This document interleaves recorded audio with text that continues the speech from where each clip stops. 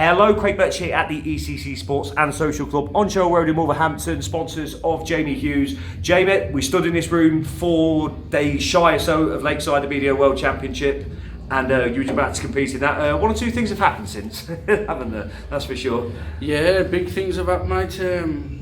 Firstly, I'll start with what happened at Lakeside. It didn't quite go to plan, No. And if I'm being honest, I thought this year was my year, and I went there fully expecting to be holding that trophy at the end of that week, and it didn't quite happen like that. I've got to say fair play to Hunter Buckner, the better man won, and he showed that it was a lucky game because he got to the semis, beating some quality players along the way, Phillips, Veenstra, in some tight matches, and fair play to him.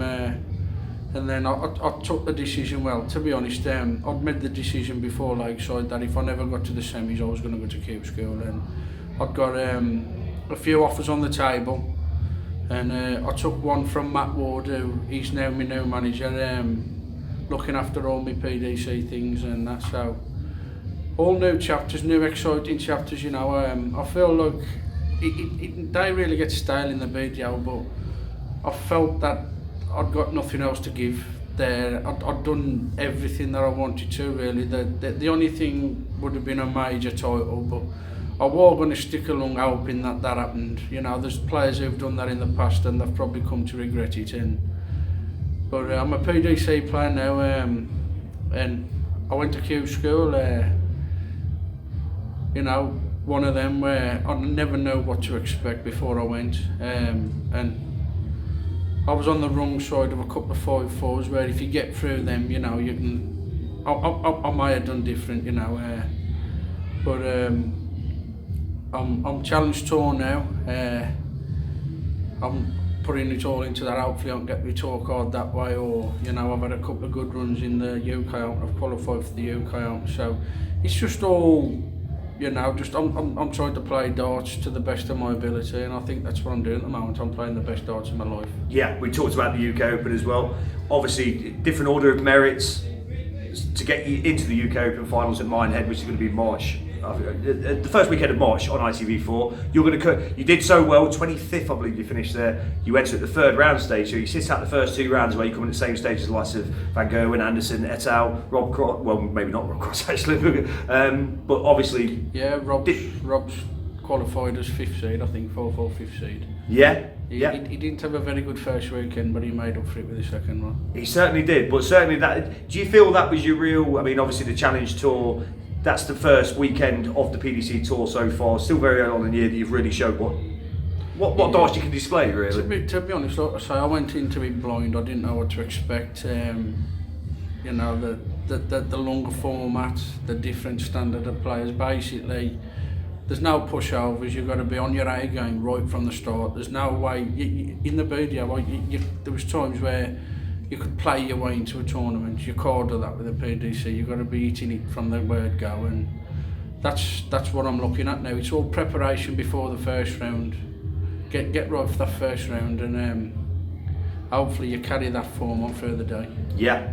And obviously, you beat Rob Cross again. We talked about this just before. Rob Cross, the PDC World Champion. You beat him on the BDO Tour at the Gold Cup, I think, in 2016 when Rob was still virtually unknown, and you had a rematch. Thought Robert wanted his revenge, and 6-3 to you, wasn't it? With some fantastic darts as well. We talked about it earlier. I mean, the averages were ridiculous, weren't they? Yeah, I think I had 101 and he had 105, and 6-3. I think I went something like 5-2 up, and I kind of went to sleep. The leg he won then, and I think I don't know if he missed a double or two, and then I think I took 100 out to win the match. But it was one of them anyway where. He was never really close to me, if I'm being honest. I kind of flew out the blocks a bit.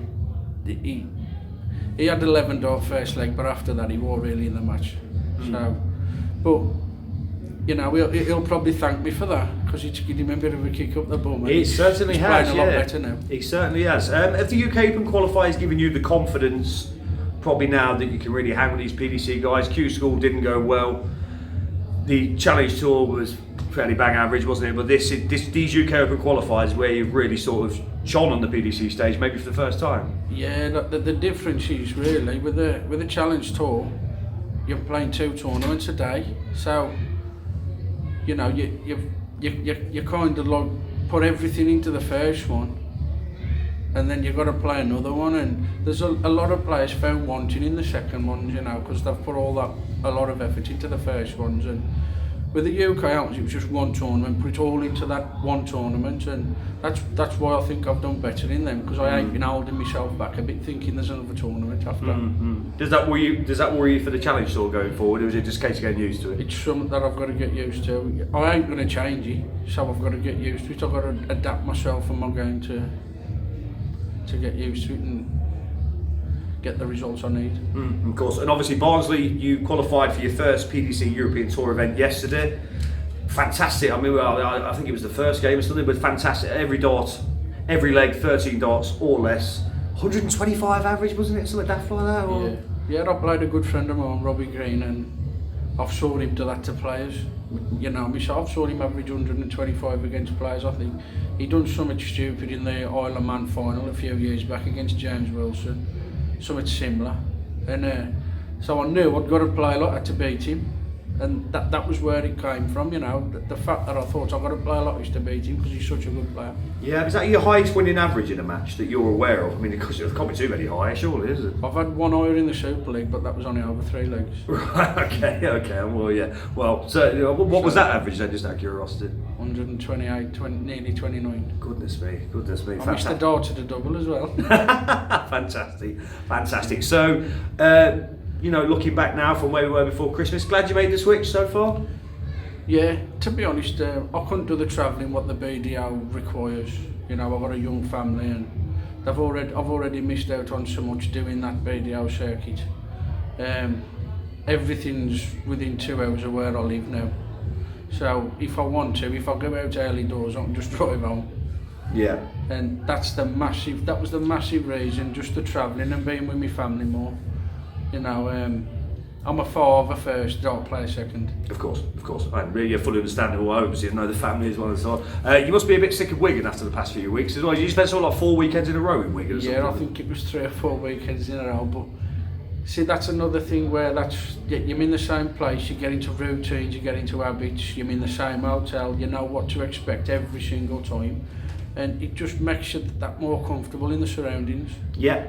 UK Open finals, first televised tournament, being a full-time member of the PDC, away from the Grand Slam. Hoping to make a name for yourself there? Yeah, obviously, you know, I need it really when you look at it, you know, with the disappointment of Hughes School and Challenge Tour, you know, I need to pull some rabbits out of that.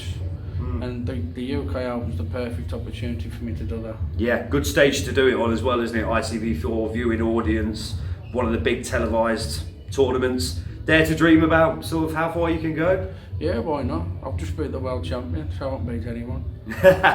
again, after hat trick next time, isn't it? So, worth noting as well, you have played at UK Open before, many moons ago, wasn't it? I remember it very well. I played a friend of mine, Steve, you know, I played county with for Warwickshire.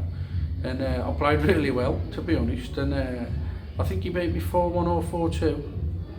That was in Bolton. That must be 7-8 years back. Yeah, it's a while ago, wasn't it? Well, how did you qualify for that? Was it through Riley's? Yeah, which Riley's was it? Coventry. I forget what it's called, but it's near the train station in Coventry. Yeah. Oh yeah, I know the place actually. Just across the road from the Sky Dome, isn't it? So you probably didn't look across the road, did you? No. But yeah, it's a triumphant return to the UK Open. As a very different player, I guess, isn't it? So yeah. To be honest with you, know, the last time I was there, I was a bit of a rookie. You know, I was playing really good darts. I think I was on the verge of being selected for England at the time. I was one of the top boys in the country, average boys in the county. But I went there and saw what that was, what they had to offer. You know, I'll give them my best, and it wasn't good enough. And I had to go back and with my tail between my legs, thinking, you know, I've got a good chance here. I'm one of the best players in the country. And it was a good learning curve, to be honest. Of course. Okay, well, Jamie's been great having his catch-up with us. We look forward to many more catch-ups over the year. Lots of things to talk about. Jamie, thanks for your time. I'll see you again. Thank you, mate. Cheers.